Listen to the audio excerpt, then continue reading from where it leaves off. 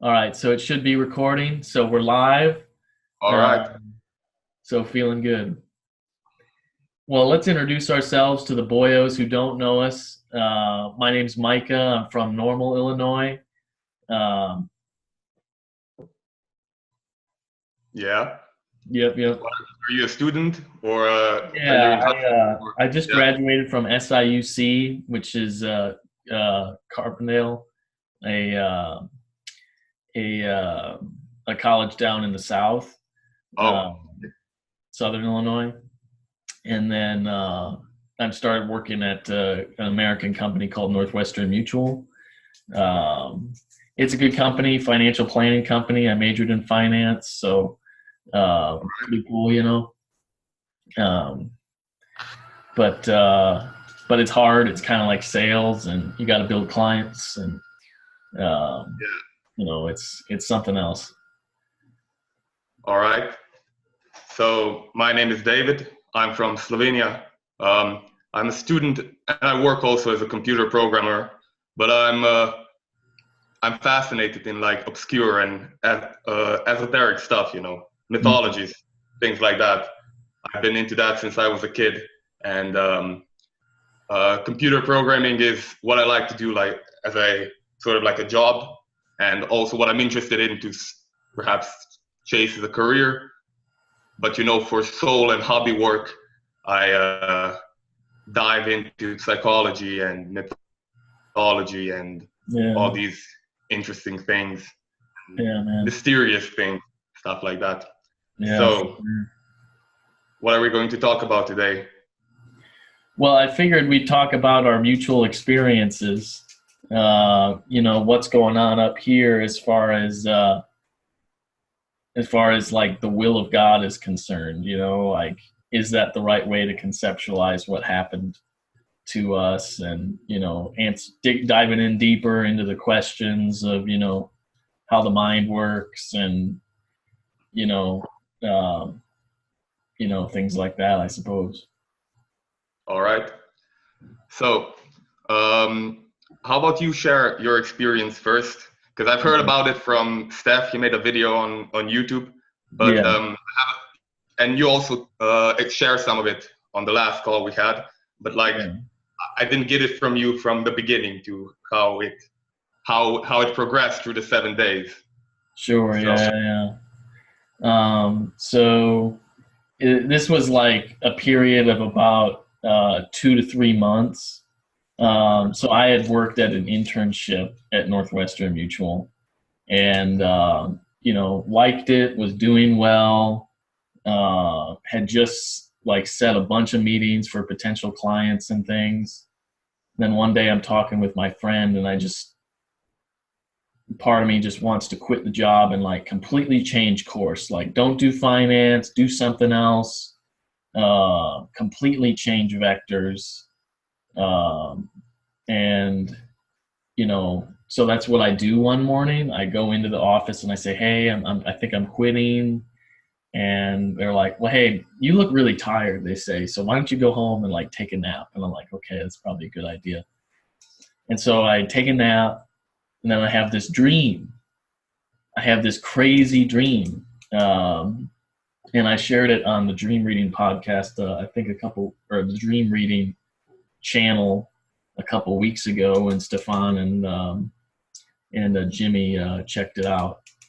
But essentially, it was I woke up in the dream, right, and I've got a bug in my back because I can't move. I'm like paralyzed, and so I try to get up, but I can't move. And it takes like all my will and even more to get up. And then I stumble into the living room of my house, and like blood's coming out of my nose, and it like splashes onto my hand. And I say to my mom, who's in the corner next to a clock, I say to her, "Hey, mom, take me to the emergency room." And then she says, "But Micah, you already know what the bug is, slash what you should do." She kind of like said both of those things at once. That was the meaning of it. I got that sense from it anyway. Um, and then the bug flies out from behind my back, and it's this black and red beetle with long antenna, um, and as you know, and I swat at it with a piece of paper, and it changes in size, and it like becomes like a different bug, but it's smaller, and it turns into a housefly, so it flies off. And then I get this image of a caterpillar, but it's a man in a caterpillar costume, and it's very creepy. And so, and then I get a cliff with a caterpillar on top of it, same kind of thing, and then another caterpillar kind of closer. And so, me and my friend talked about that dream a lot. Luke Downing, he's actually in the Discord now, and we basically interpreted it as the bug in my back being Northwestern Mutual, and that I was paralyzed about what to do about that, and that when I just swat at it lightly, it won't affect me anymore, and that I should trust my instincts, with Mom telling me, you know what to do. Yeah, you know what to do, and so that was something. But later on that night, I get this idea that I'm going to see a vision or something. Yeah. And so what I do is I only say the things that come to my head when I'm on the phone with Luke. And in this room, right, there's this fan. So I start like walking around the fan. Yeah. And I start like getting into like some kind of trance, really. Like, it's very weird. I think I had a thing. Well, keep on. Okay. And so what I do is I start walking towards Maxwell Park, which is near where I live. And this is like 11 o'clock at night, but it seems right because it's like a sacred space, because I've been there a lot, and it's like the woods, and it's like cool. But on the way there, there's a campfire, and there's people there. And the rule of the game, right, is to do whatever comes to me, right? Do whatever comes to me, say whatever comes to me. And so I'm supposed to interact with these people. That's what it's telling me. And I'm like, I don't want to do it. It seems like too risky. I haven't thought this through. I get a lot of anxiety. And so I at this point, I'm like really slow, but I'm like, I think I'm going to turn around. And so I turn around, and boy, oh boy, when I come back, I just lie on my bed and continue to chant whatever comes to my mind. Luke is asleep at this point. Yep. And what's creepy about it is that I end up at some point my eyes like become blurred. Like, I can't like differentiate between objects anymore. It's like what you see when you're not seeing anything, like when you're deep in thought, like everything kind of goes away. You're not really seeing anything. Except it felt like my eyes like changed their focus a little bit. And then my heart started racing, and then my palms started sweating a lot. All right. And then at this point I'm like, yes, because I feel like I'm like accomplished something, or something's going to happen, But then fear kind of grips me. I'm like, I have no idea what's going on right now. And so I stop chanting. And then eventually I say yes, or I say, okay, in order to get me out of that funnel, that cycle. Whew. And boy, it was just something else, man. Like, after that, I end up like praying, even though if you would have asked me, Micah, do you believe in God? I probably would have said, I don't know. I end up praying and confessing, God, I'm so sorry. I shouldn't have done it. I'll never do it again.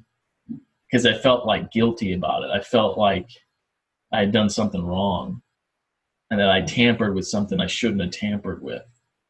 um, and I thought that life would never be normal. You were going, yeah, you What were was that? going down a Sorry. dangerous path, basically. You're saying when you started praying, did you feel like you like poked at something that maybe you shouldn't have? Like, you understand what I mean? No, no. What are you saying? So you said you started praying, like Yeah. that you shouldn't have done it. So you're saying that you shouldn't have done this. Try to get yourself into this trance, or try to chant out whatever comes to your mind to get into that cycle. That's what you mean? Yeah, yeah, that's what I was doing. I was severely convinced that I had done something wrong and that Just this, in general wrong, or by doing this? You know what I mean? no, like So did you I feel? thought that I had done something wrong when I did what I did. All right. Okay. Yeah. Okay. Yeah. That's what I wanted to know. Okay. Okay. So at this point, the next morning I'm feeling a little fuzzy, like something weird, like it's like a different kind of fuzzy feeling, you know, that weird foggy feeling you get in the morning. But like this time it was like it was weird. It was kind of funky. It was like it felt more like in the middle of my mind instead of like, you know, the head or whatever. Um anyway, drop my sister off at work, and I kind of mentioned to her that I did something weird last night and I'm a little bit concerned about it, and she's kind of weirded out by that. So she calls my folks and says, hey, you know, talk to Micah, he seems to be doing weird things. And I'm still kind of processing everything. um, but I still am kind of convinced that I should be some sort of shaman or something, and that this is going to like work out and like help our family and like everything. I definitely am not one of those isolationists where it's like I need to go do this by myself. I'm like, let's bring everybody together and, you know, start this community or whatever. Okay. And so I tell my family about this, and they're like, Micah, you need to go to the hospital, man. There's something wrong. And I'm like, I don't want to do it. Um, I really don't want to do it. And so what ends up happening is they convince me to go at you know, and I'm like, I'm the one talking about, I'm representing my own behalf. I'm going voluntarily. You know, this is, you know, you're not going to speak for me, you know. And so they agreed that, and so they dropped me off, and they're there waiting with me, and they're very concerned. But once I like, everything appeared as if it were going better. I had this like unbelievable positive mindset. Like it was like, I'm in the hospital, this is great, I'm gonna get better, and like I'm gonna help people along the way and stuff. And I just, like, I kind of rode that train. Like they think I have bipolar disorder, which I was like in some sort of mania at this point. Um, but I help a bunch of people. I'm always asking questions, you know, like whatever pops in my head, I just say it. Of course, the instructors didn't appreciate that. Um, but there was this one moment where I'm talking to the doctor, and I'm just explaining everything that's happened. I mean, my relationship with Luke, like my my you know, my grand improvement from school. You know, I was struggling with school, and I ended up getting better at school, and you know, this process of like saying whatever comes to me, and then all of a sudden the doctor says, Micah, we haven't gotten anywhere, and it's been 45 minutes. And it was surreal. It was like, really? It's been 45 minutes? It felt like that, man. And so I think my perception of time was just totally different, because I was just so like in the moment all the time. Um, and but anyway, after a few days of this, here's a funny moment. A nurse comes in, and I was on NoFap for a really long time, like 4 months at that point, and um, a nurse comes in, and she kind of like reaches over me to like pull a blanket or something, and I'm like deep in thought. Like everything seems to be going like, really fast or whatever. But like before I know it, I have this massive erection. And it's just like, it seemed like instantaneous. It was like, I was like, oh crap, like what am I going to do about this? But she didn't see it or anything. She was already gone. But I was just like, I thought that was funny looking back, because it's like I had all these thoughts about like, I don't know, I got to control myself. I got to control myself. I can't let this get out of hand. And, but, Yeah. but anyway, it was very interesting. I wonder to what effect being on NoFap kind of exasperated like the issue of saying whatever comes to you and like acting properly, because I know that certain shamans will like refrain from having sex and stuff like that, or from ejaculating or whatever. And Yeah, so there's a lot of traditions that suggest refraining from sexuality in order to get yourself into like ecstatic states or trance-like states or something like that. Also with yoga and tantra and stuff like that, there's a lot of retention or being not performing any sexual activity, like in an ascetic way. So yeah, well, I mean, I participated in that and might have helped. I don't know, but everything was like blue when I was in the hospital. Everything had this kind of blue aura to it. It was very strange. Shine? What was that? A glow or a shine? Kind of. It had this blue. Everything looked a little bit blue. That's the best way of picturing it, really. And since blue is the most calming color, the only thing I can think of is that my brain was like trying to get me to calm down or something. I don't know, but it was very interesting, and I felt so good. I felt like I was in the right place at the right time, and that I was in control of myself.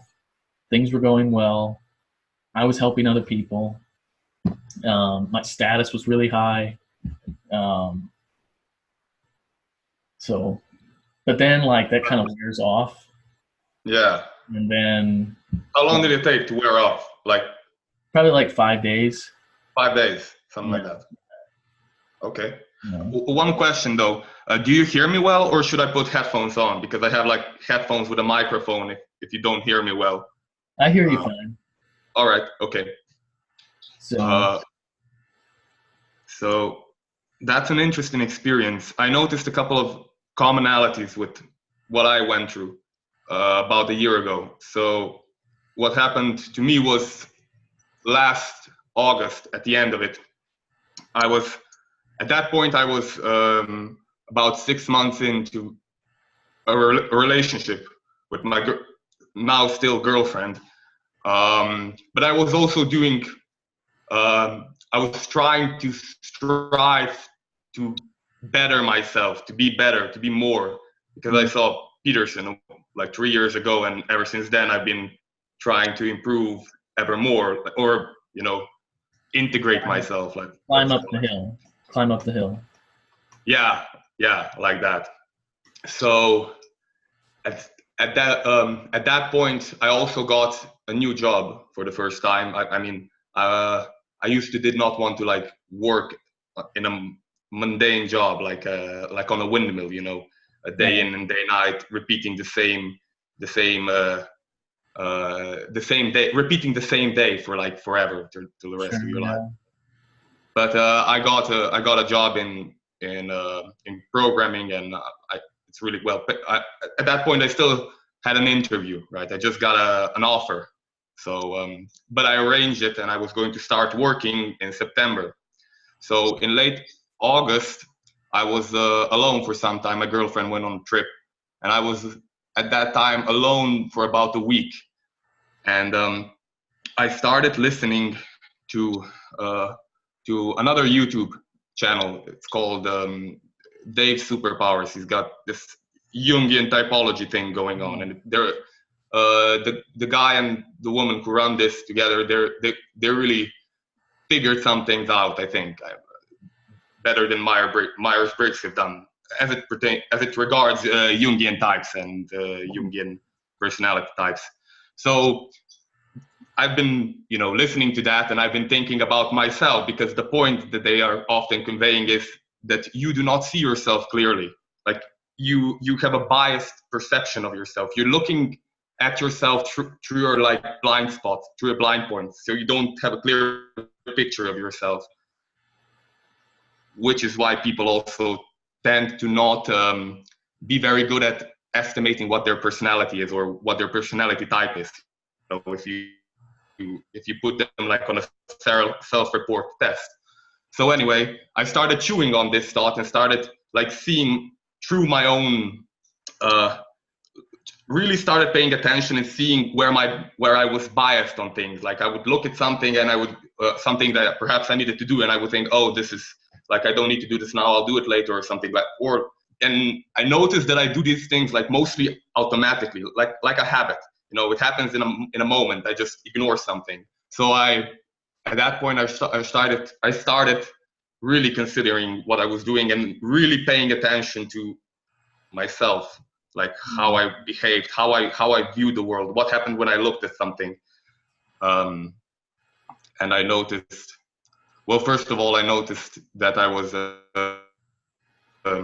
was constantly getting in my own way, in a sense, like altering things in my head before I say them or before I act them out, or like trying to shape things so they fit my worldview in a way. But doing it like unconsciously, like almost automatically.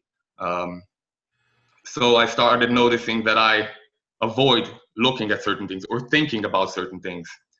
And so then I decided, there are dark thoughts that I avoid bringing up or paying any attention to them. So I decided that I was going to go into that and not back out.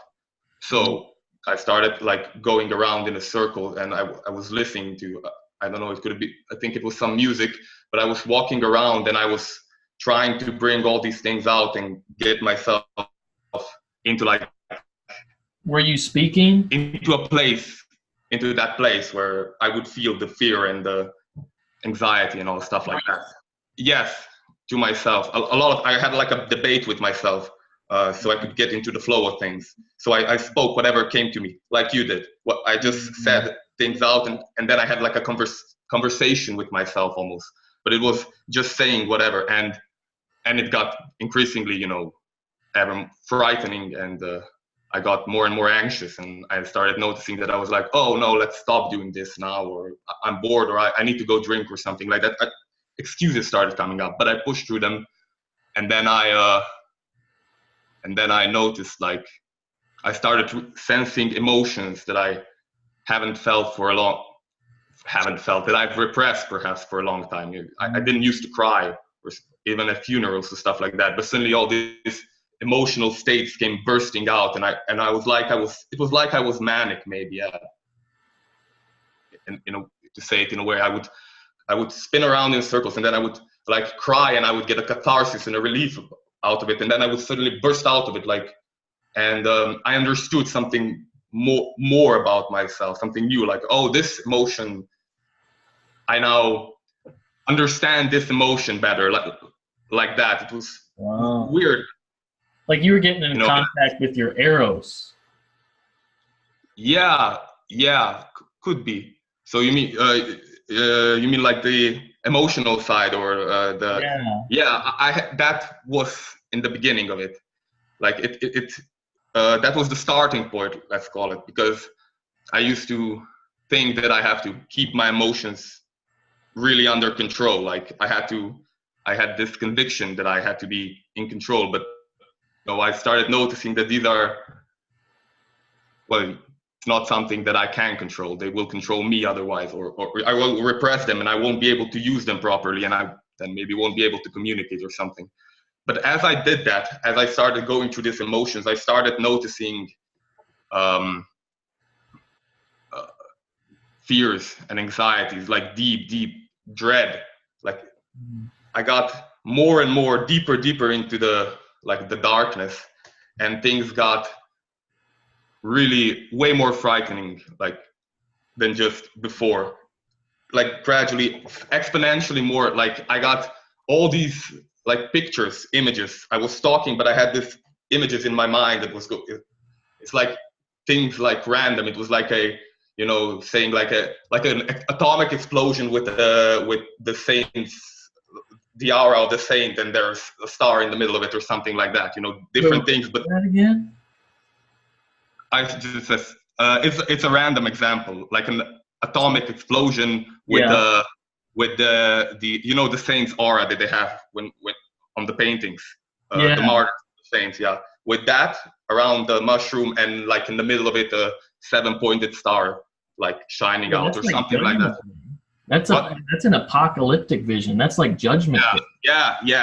It was like that. It was. I started seeing stuff like that, like really, really dark stuff, like in general. And these images, they came with the full emotional charge. Like, it was terrifying to behold it. I was like, I went from crying in despair, and then that went on for some times, and sometimes for a couple of days, and I couldn't sleep. Like, I couldn't sleep 2 hours per night. I could sleep, but I wasn't tired. It was like I was super aware, super conscious, like I was never before.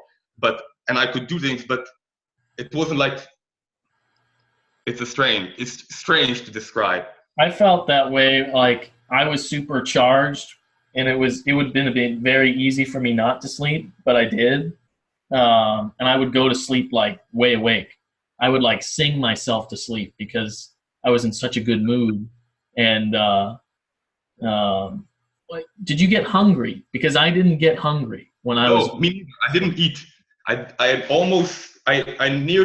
I just took a bite or two at a couple of days, because I said to myself, okay, I need to put something into my body because I haven't now. But even if I ate, I also threw up then when I ate something at the beginning, but then it got easier. It was very distressing for me.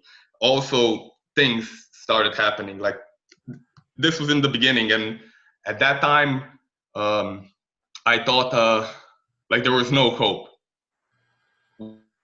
whatsoever. Like, any rationalization that I could make it, rationalize it, or soften it, just, you know, I couldn't hold a candle to it in a way. I couldn't. It was just so deeply dark and despairing that I like lost all hope for a period. It was incredibly dark. I lost. I mean, utter despair. That's how. Let's just call it that. So I'm doing that. Well, as that is happening, I'm not doing it really. It's sort of like happening to me as a. But I'm also doing it in a way. It's doing and happening.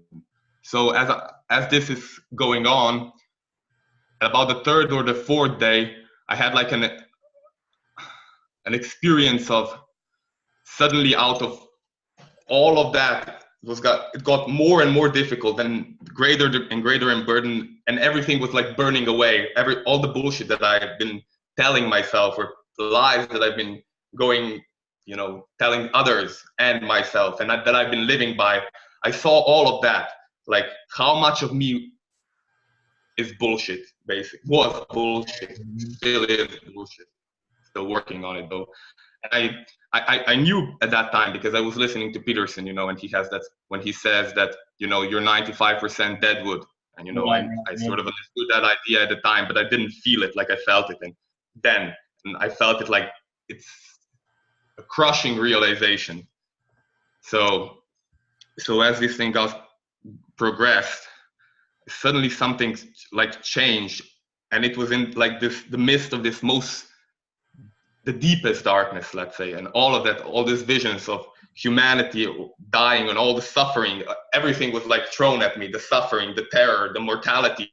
I'm going to die. Everything I know is going to die. Everything is going to disappear. The world is, you know, there is evil moving through the world, and like you know, we're heading towards a catastrophe that, you know, might be unavoidable.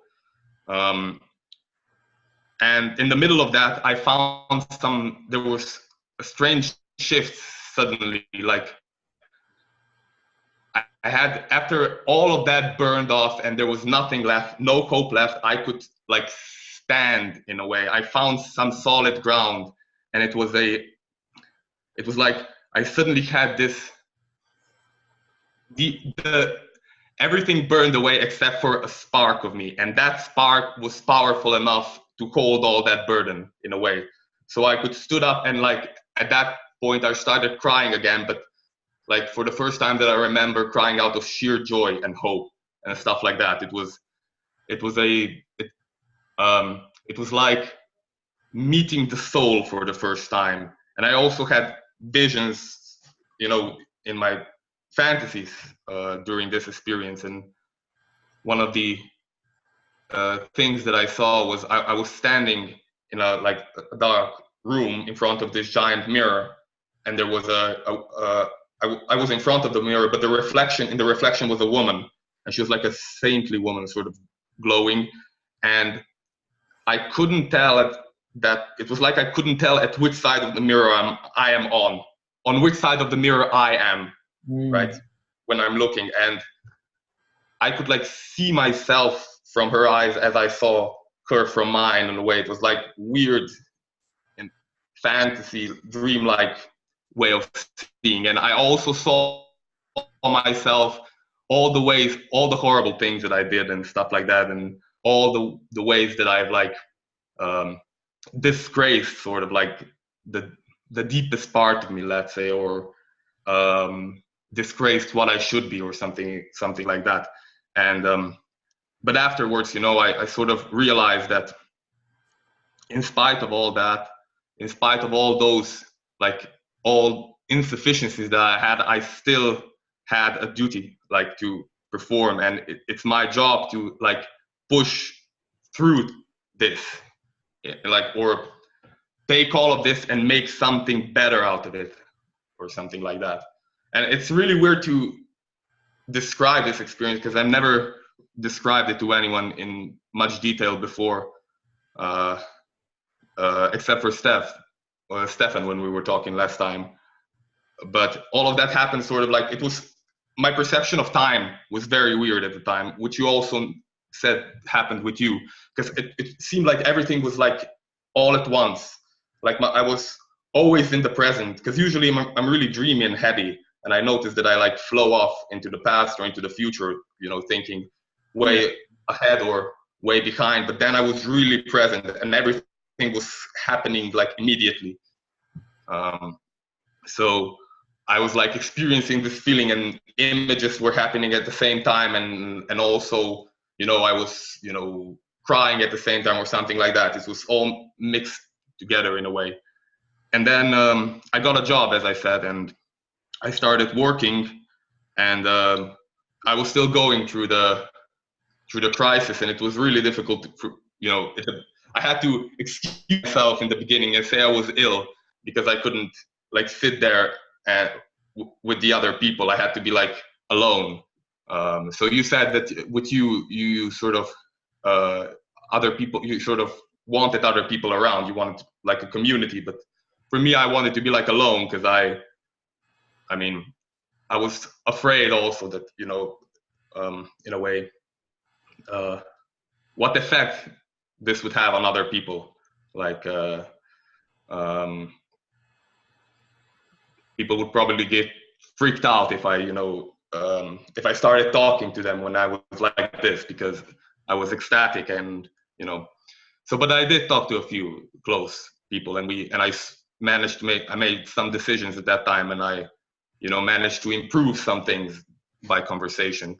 I spoke as truthfully as I could, but also, trying to relay it in good faith, like the truth, right?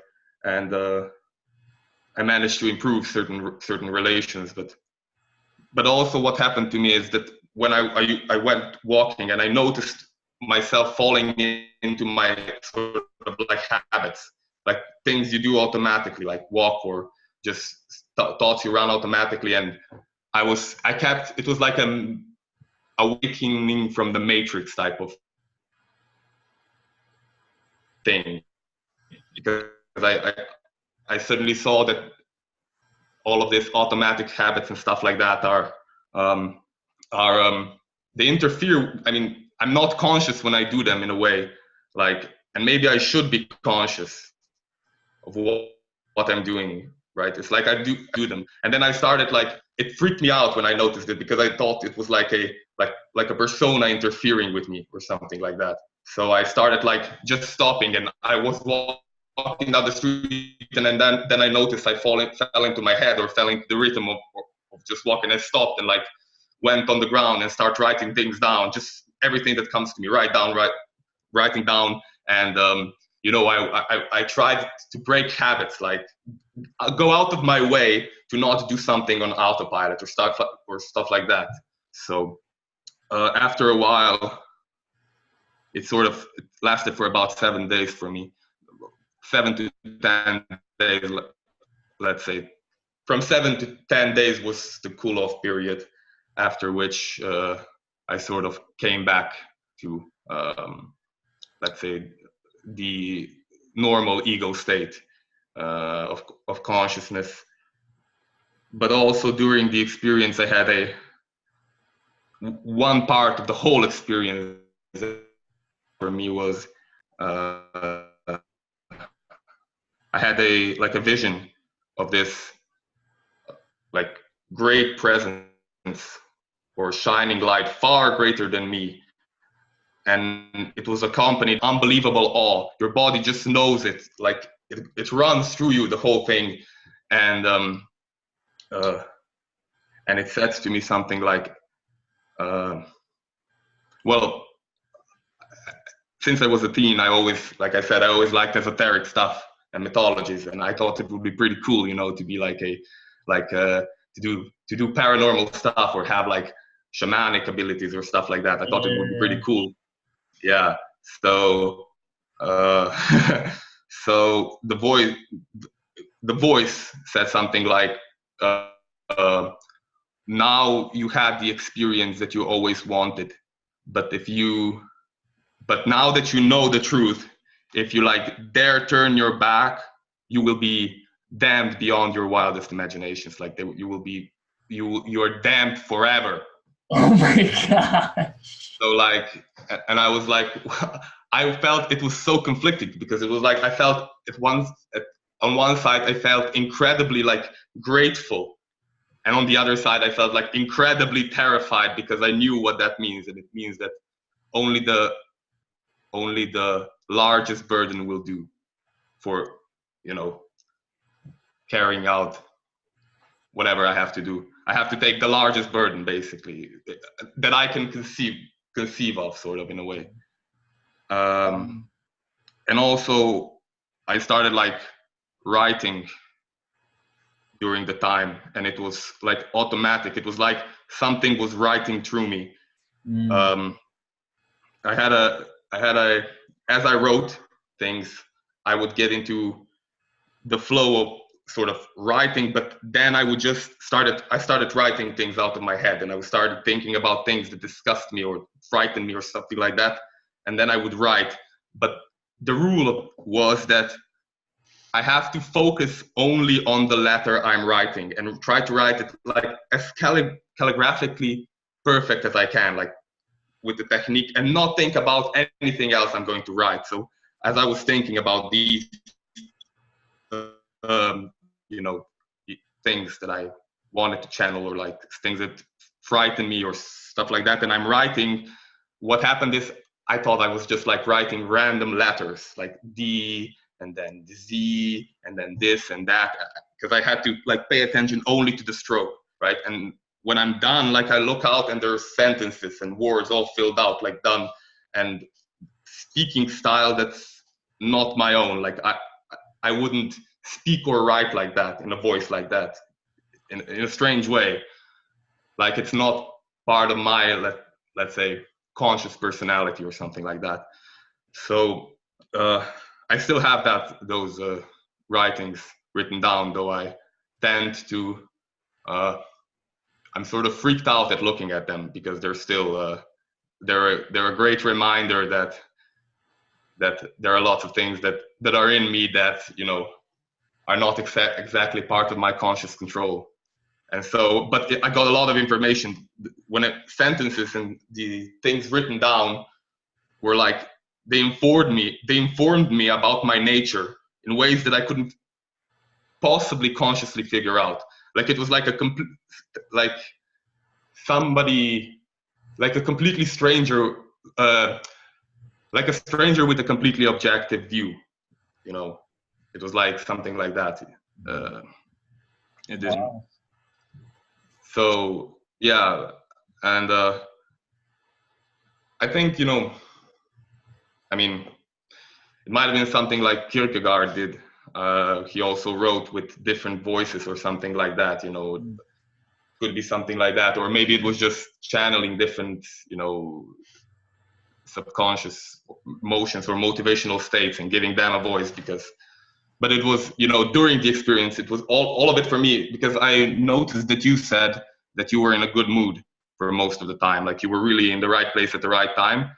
But for me, it was like I was in a, and also like most of the time I was perfectly conscious, but it was sort of a lot of the experience was terrifying for me. Like it was frightening, and there was also some joy and some gratitude, and the joy and gratitude that I had were really solid, like profound. I never felt so grateful in my life to be alive, like at that point. But you know, most of the time it was dark dread and despair and stuff like that. So that's about it for my, I mean, there's a lot more, but you know, I can't, it's hard to describe the whole event because a lot of it, well, I have some written down, but I don't remember a lot of it because it was sort of spontaneous, just happened. Yeah, I totally get that. Yeah. There's some parts that I didn't talk about either. So, like I went to the hospital a second time, this time more out of despair, more out of like fear of confusion. And, you know, I think you went, I don't know, here's a difference between you and I. I think you went to a deeper place than I did. I think I like touched the surface, and then I was like so happy, like I was scared and frightened at that, but then I realized everything was going to be okay, and I was like super grateful. Whereas you, like, you really went in deep. It sounds like you did some active imagination almost. Yeah. Yeah. Um, and so, and maybe even some other kind of technique that even Jung didn't figure out with the writing thing. Um, Yeah, that was actually, that was related to me. It relayed to me how to do it. I didn't even, it was like suddenly I started writing and I just knew how to do it. It was like, do this and this and that and this and this and this and that. And then I started doing it and it suddenly happened. It was like communicated to me how to do it in a way. So one of my friends, he's going through a lot right now. It's interesting, the contents that you have. What was that? Uh-oh. Hello? Yeah, I can hear you now. Can you hear me? Yeah. Yeah, okay. Maybe connection trouble. Yeah. Okay, you were talking about a friend? Yeah, I was talking about a friend who, like, he said he was like communicating with the spirit by writing down a bunch of stuff, and I was pretty sure he was on drugs. But he wrote all over the walls and like all over, and it's just, I think that's a common theme when people are trying to get onto something. There's some sort of spirits within us that like really want to get out. Yeah. And they can get let out if you let them. And it seems to be confirmed by your experience. Yeah. And so I don't know. It's, well, first of all, I'm fascinated by your experience, and I didn't really get much out of my own experience as far as like transformation in my life. Like, I really view what I did as a mistake fundamentally, and you know, I'm on medication now. I've kind of like, I believe that I have bipolar disorder in a way. Um, but I feel like I'd be okay without medication, maybe not for depression, but like, I feel like whatever I did, I shouldn't do it again. And it's extremely dangerous. And Yeah, that it is. yeah. And so, Definitely. because if I had like, because I was doing whatever I thought should do, I was saying whatever I thought I should say, and eventually some of my thoughts were very strange. Like I think they were coming from the shadow, and I just wasn't prepared for that. I think I was pretty naive about the nature of my mind and what I should be doing. Yeah. But I I want mean, to. I would second that because not well. I wouldn't recommend doing something like this, like just for a fun little experiment or a like for entertainment or stuff, something like that, because you're messing with stuff you don't understand, and there's a lot more of it than there is you, and like Yeah, it can swallow you. So, but I think for myself, the experience was terrifying, and I like shudder just to think of going through it again. But I wouldn't want it to not happen. Like I don't think it was a mistake. I think it was bound to happen. Like I think it was like a development of long years of me searching for something, and then it sort of came out of that, and the peak of that was like final 3 years, when I was more actively searching for a meaning, when I saw Peterson speak and stuff like that, and I let go of the nihilism and resentment and stuff like that, or I have been trying to, at least. So I think in that way I'm glad I had it, because I now I got a direct experience of something far greater than myself, and that's, for me, that's, it's beyond reason in a way. So like I can't argue against the experience that I had it. right, Like even right, if I'm right. cynical and say like it was a play in my head, it's like, well, Yeah, I mean, people like it's kind of like when I was a kid, I would say, "God, please come down and show me that you're real." And it's like you don't know what you're really asking. yeah, Like God's being merciful when He says no. Like, yeah, yeah, man.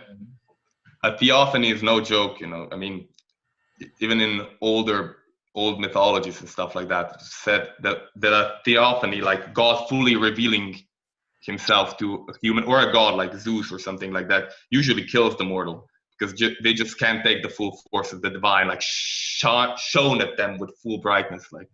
yeah. So Whew. Here was something funny. I was kind of going like because I said this lasted for a few months. There was like this this, and then it yeah, was kind of like that, and then like this again, and then it kind of went down again. But like I read this book out loud one time, Hesiod. It's Hesiod, yeah, yeah. And I read like um, I read the works and the days, and I kind of like called out Zeus in a way because I read it out loud. And what was strange about it was later on I was cleaning up my room, Jordan Peterson stuff, and when I went out, I think on the third time that I opened the door to my house, a huge thunder just like erupted out of the sky, and there was like not a whole lot of clouds either. And I that's was interesting. yeah, Like, I was like, maybe I shouldn't leave. Because I'm just like, because I'm like that's where my mind went at that point. I was like, yeah, wow, maybe I called out Zeus in a way, and like yeah, who knows it about could any be, of this stuff, man. Like like when you open yourself to these experiences and influences, things happen. Like I also had like all these, even if you say it like cynically and or like, well, that was just a coincidence. Coincidence. It was a pretty meaningful coincidence, right? yeah, Happening just there, just at that exact time. So I think the meaningful coincidences multiply, or at least you notice them more when you're I in a totally state like agree. that. because things just like happen, and they're like the right thing to happen all the time, or something like that. Yeah, I found that I had this belief that people were watching out for me, that because it felt like that. It felt like I was like in a vulnerable place, so people would watch out for me and things. I guess that has to do with being in the hospital, obviously. But like later on, when I was driving my mom somewhere, a lady just like said, "Hey, your door's open."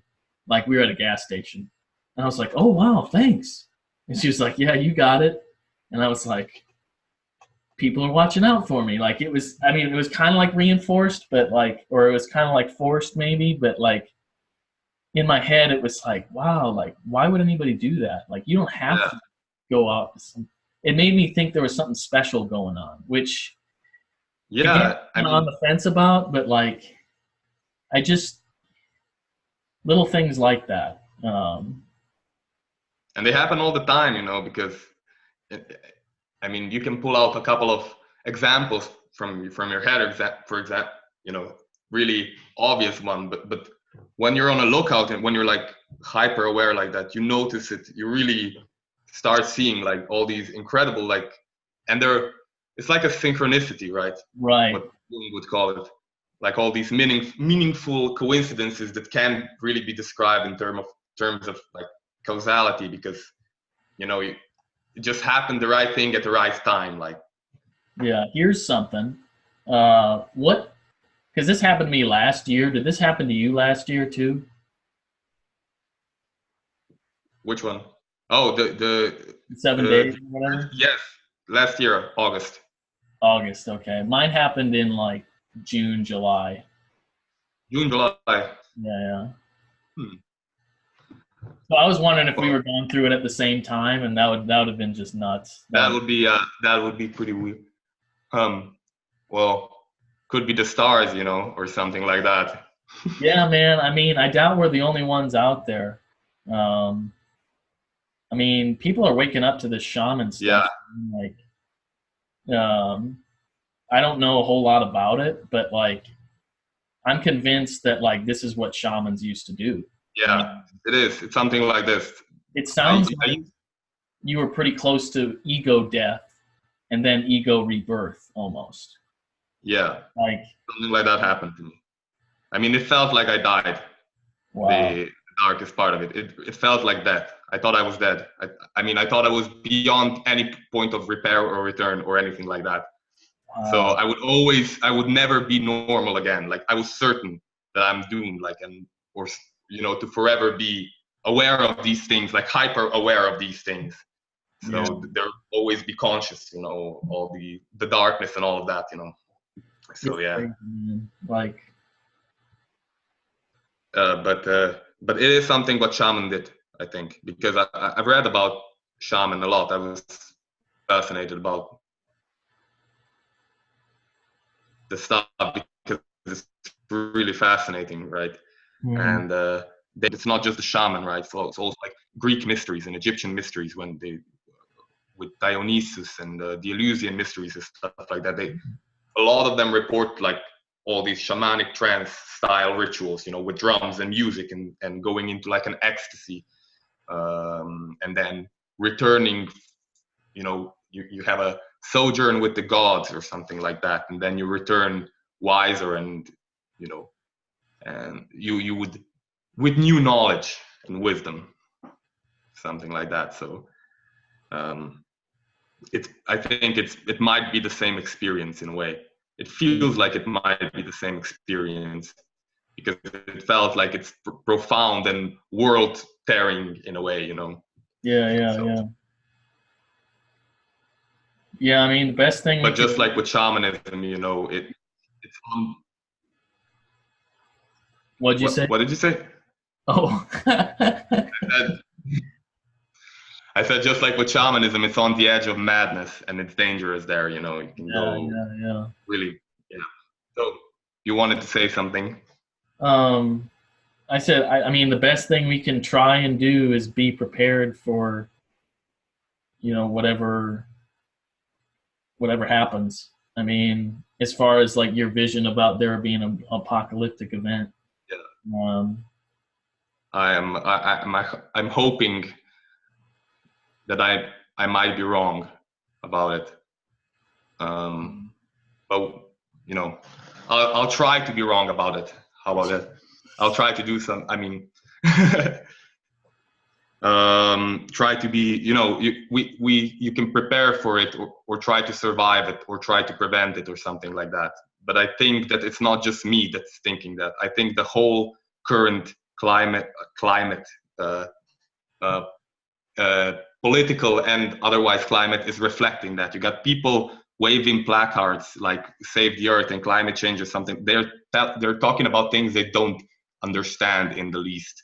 None of the activists, for example, climate activists, have read any of the reports or know anything what's going on or even understand climate, because even a lot of the professionals don't. Climate is very complex, right? It's really complicated, but all of those people are still obsessed with the idea of a world coming to an end. So yeah, part of it is like cheap virtue, yeah. Because you get to say you're like a savior, you can get to play that, but a lot of people are like moved by or obsessed by the idea that the world is coming to an end, and I don't know. I mean, I don't know what to make of that exactly. yeah. I mean, there's But definitely that movement. They're obsessed with that archetype of the apocalypse, yeah, and I think that there's plenty of room for that kind of anxiety yeah, in general. But what we might start seeing in the political realm is really like people just revolving around these archetypes, just like over and over again, because I mean they're the fundamental forces of the unconscious. So I mean I'm kind of like I'm kind of dwelling in things I don't fully understand here, but like I think that when we start becoming more unconscious, we'll just be the playthings of the these gods again. these Yeah, master beings. And in the Indian tradition, there's Vishnu, the goddess of and destruction, or the god of destruction, I think. no, that's Shiva. Vishnu is the preserver. Yeah. Okay, so I mean Shiva, she's on her way, man. Like at least according to the Oh, unconscious. you mean, yeah. I think you mean Kali, that one. The one that has heads around her neck. And she's like, Yeah, yeah, arms, and she has a man's head, and there's swords, and she has the snake's tongue. Yeah, Kali. Yeah, the destruction. Yeah. yeah. Or Jesus in Revelation or whatever. When he comes, I have a question for you. How Yeah. did your experience influence your uh, perception of, let's call it, religious thing? How did it influence your like religious outlook, or did it influence at all, your religious outlook at all? So were you religious before, or are you Yeah. I mean, I've always been like a religious person. I mean, I grew up a fundamentalist Christian, and I I've tried to seek after God most of my life. I mean, I was an atheist for a few years, and now I'm like, I'd say I'm definitely in tune with like forces that are above me. Uh, don't really know the name of them, don't know what they mean. But I mean, they're definitely symbols and archetypes that manifest themselves. I mean, like part of me thinks that when I was going through the experience, I was like identifying with an archetype, and that um, I essentially suffered from an ego inflation, where the self just kind of took over me, and so you're like possessed by it in a way or something? yeah, yeah, um, and so that's a way. I mean, I don't really. I wanted to ask this in the Discord. It's like, why should I not be Christian? Or why should I not be? Why should I not be an atheist? And because I've really been wrestling with it. I mean, I've got this book.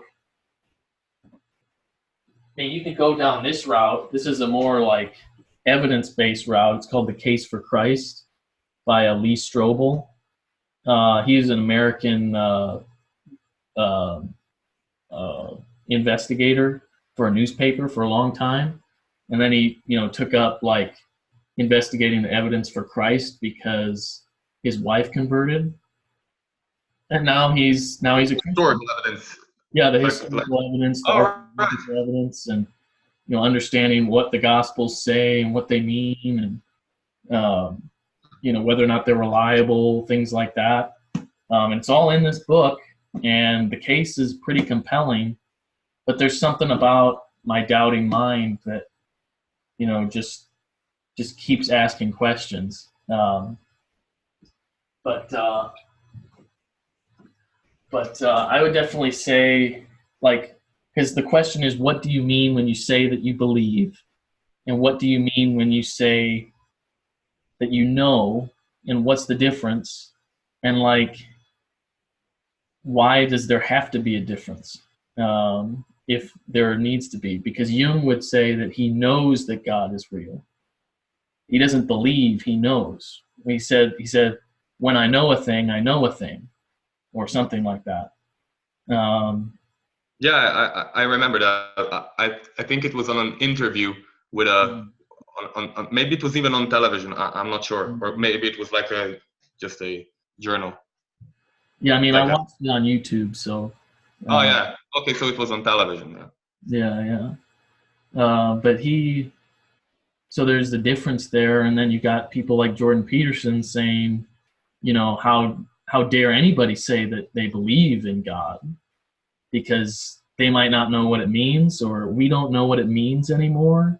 Like, Yeah. Are you collectively. really acting that out, or are you just saying that? Do you really, really, really believe in God? Like, Yeah, because I've always thought that I've thought this for a long time, that if I believed in God, I would be homeless. Like, and I would like only be talking about God all the time, because I knew for real, I would know for real that if I didn't sacrifice my life for the sake of other people, they would all die and burn in hell. And so, like, you can't take that lightly. Like, because, I mean, I work with people. I call people every day to talk to them about financial services because supposedly I care. I'm also selling things. Why am I not calling people all the time saying, wake up, you're about to go to hell, if you like, because if I actually believe that, because yeah. supposedly that's a lot. I mean, So uh, let me see if I understand you. You're saying you're not certain for yourself what you believe. So if you really believe, or if you're like, if you're acting like you believe or stuff like that. I mean, well, like, sometimes I feel like deep down, like I was talking to my friend, and we talked about the base assumptions that you just kind of walk around unconsciously with. And yeah, I feel like that's fun. I'm fundamentally a Christian, like in my heart, but my head's just in the wrong place, or my head just can't figure it out, uh, and they're just not in alignment. Like, what they say, Paul says, you confess with your mouth, but believe with your heart. And like, one of those things, I can't either confess, or I'm not believing. Like Jimmy at the at one of the Boyo casts says, belief isn't an act of will, right? It's some combination of logos and eros, and it's like when they're in alignment, you believe, or something like that. oh yeah, Um, and that's so, you know, I don't know. I'm getting closer. I can feel like I'm going somewhere, but it's hard. It's like I'm walking down a road with no guideposts. Like all the symbols that used to be like that I used to rely on, like in the Bible with Christ. It's like now it's like I'm not supposed to use those symbols anymore, or something. Like, yeah. um, I don't know. Like, I'm not saying that they've lost their power over me, but um, I'm just saying that my head's in a weird place, like, or my mind, my ego, I should say. Um, So it's like an internal clash between, yeah, okay. So it might be part, that might be part of like struggling with God, because yeah, belief might be like the prerequisite. If you know something, like, okay, one point you could say is if you know something, then you behave like it's real. So therefore, right, yeah, if yeah, you yeah. know God exists, you behave like he's real in a way. But also, if you believe in God, not knowing is like I think that was the case Kierkegaard made, is that not knowing is a prerequisite for like being truly like a Christian, or believing in God. Because if you knew God exists, you would perhaps submit yourself simply because you know there's a greater being, not out of like love or real faith or something like that. Okay. So, and also there's the point of struggling with God. God seems to, you know, it seems he prefers people struggle or wrestle with him than just lay down or like prostrate themselves simply. The the entire nation of supposedly, um, the entire nation that God chose was called after, you know, Jacob was named, Israel, as in wrestle with God. So Right. so the point is to struggle with the maybe, could be. Well, I'm I don't really buy Kierkegaard's assessment of what it means to be a Christian, um, because I can't sit through a service at church. I just can't do it. It's something in my heart. Like my heart will actually have I have physical discomfort just thinking about sitting through a service and trying to worship. It's like my yeah, whole body recoils at it because, like, I know that I'm lying in a way. I'm lying just by being there and like saying, "Oh, you know, I might inarticulately, you know, give this the realm of possibility." It's just like I don't know what it is, but something in my heart. I know I said earlier that I'm a Christian. I think there's definitely some conflict there too. Like yeah, because because when I sit through church, it's like, well, I don't know if I believe any of this, and I don't want to lie about it. It makes me uncomfortable, and I know lots of things in life you have to do that are uncomfortable, but maybe Kierkegaard's right in the sense that you know faith isn't comforting to me, right? It's a struggle. yeah, Like, I think that's what it means. Like, it's not something, that would be, knowing something would be comforting in a way too, but you have to struggle with it because in order to. the modern conception of faith, it's like, oh, it's supposed to comfort you and give you Yeah, assurance and all these things, but it's never been the case for me because I've always had that existential uncertainty, and I think people are lying to themselves. I yeah. like, or they're BSing themselves when they. I mean, I don't like to go to church either, I mean, to go through like services, or I've never been, actually. I've yeah, been baptized. Um, I've been to a couple, like, formally or something like that, but I just I don't like it. It's like all the people sit down and they're saying stuff, and they're just going there every Sunday doing the same thing. Are they really believing the things that, or are they just, you know acting out a couple of rituals, and even a it's Christian all valid and notion, even a yeah, Christian, I'm following the Christian notion of my conscience,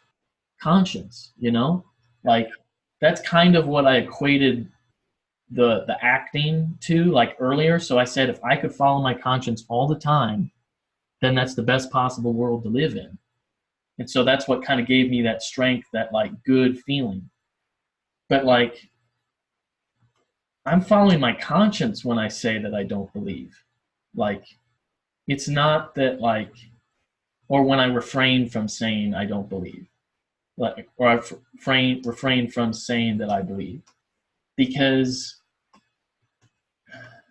if I were to say, like what Jimmy said, it's not an act of will, you know, it's not something that somebody can just do, you know, even Yeah. if somebody was like, you know, shown a bunch of evidence, it still wouldn't guarantee that their heart literally would be moved.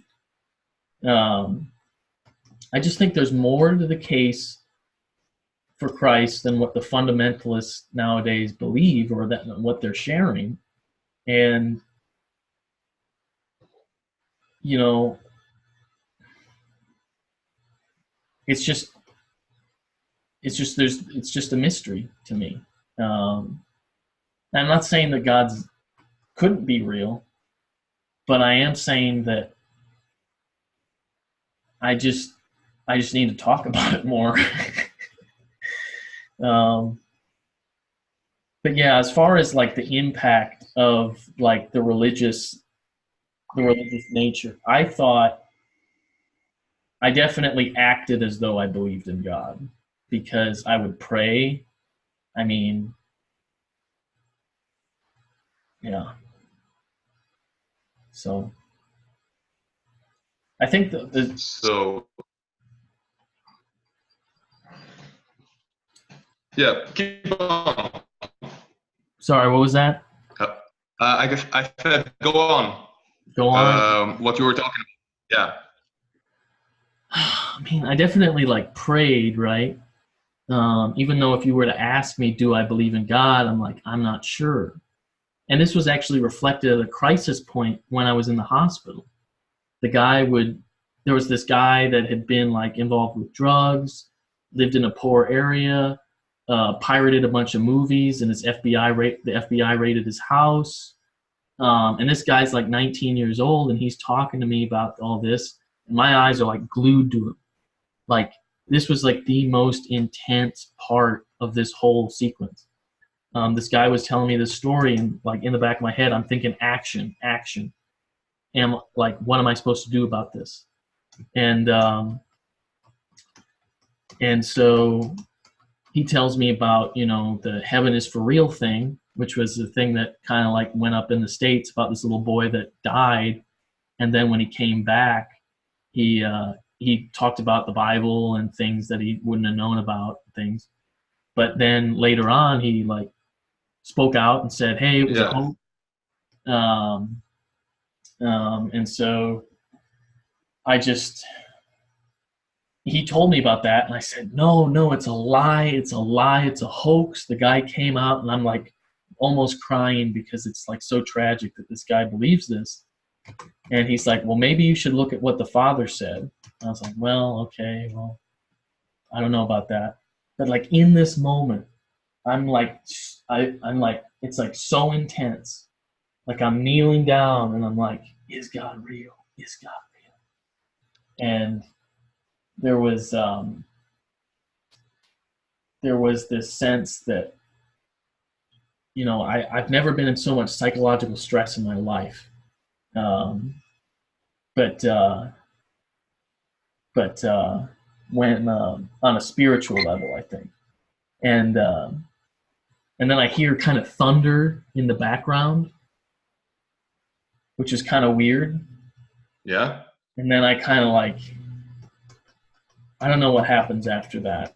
But I remember looking out and seeing like that it had rained a little bit, and part of me, the back of my head wondered. I really wondered, like, was my psychological stress? Did it have something to do with the thunder, the weather? And I was like, oh.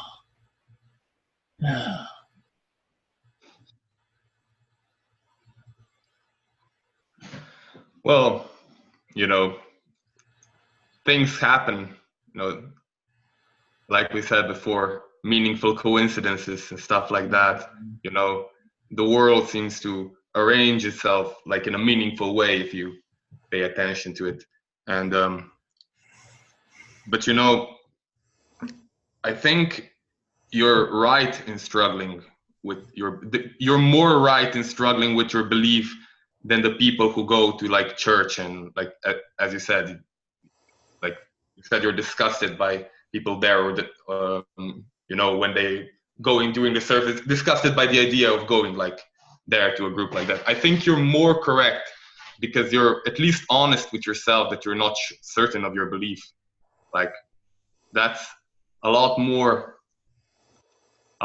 like Christian, I would even say, than just going to church every Sunday, you know.